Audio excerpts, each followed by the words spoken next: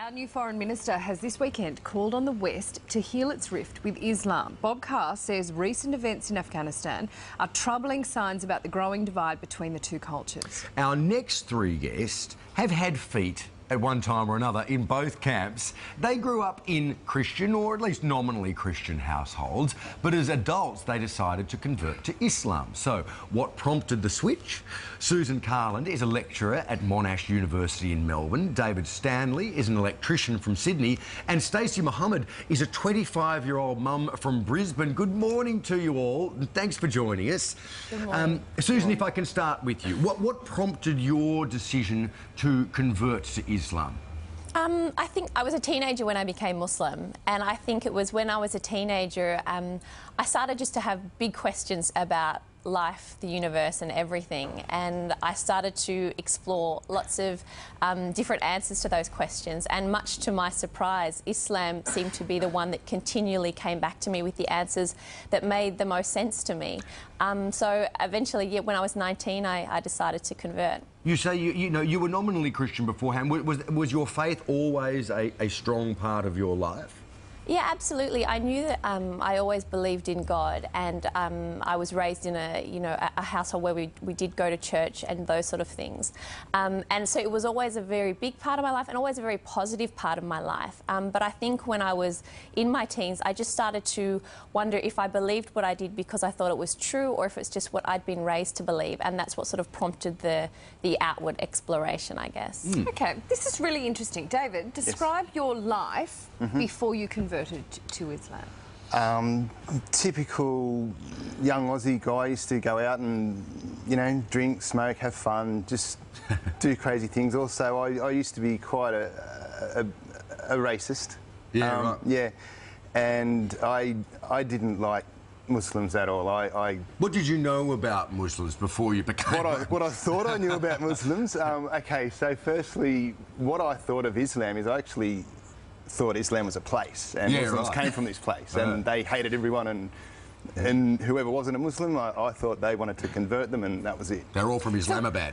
Yeah, pretty much. Yeah. What was the thing that made you go, this thing that I don't know anything about, Well, I now want to join up to? I very quickly, within the first minute of a conversation, I very quickly realised that my perception of Muslims and Islam was completely wrong, and straight away I started questioning myself and who I was and who I thought I was, and they were two completely different people. And so looking at you now, I mean, most people have a vision in their heads of what a Muslim man in Australia looks like, and it doesn't look like you. How has your life changed since you converted?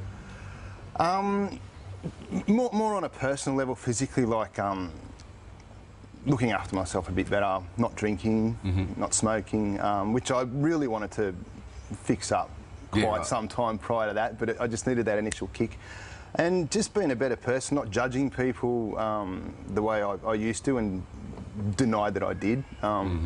Just more look at myself and fix myself instead of worry about what's happening out there. So more thoughtful about your own life. Yeah, which then cascades throughout to other people that you interact just with. Before we need to bring Stacey in as well, but I just really want to say, what was it other religions do you think are not as introspective?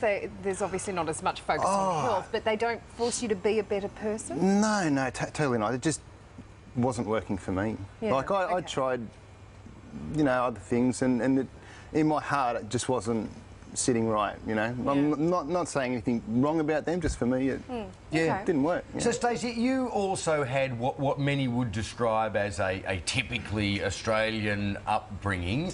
Can you tell us about that, and also about how your family reacted, I suppose, when you told them you were planning on converting to Islam?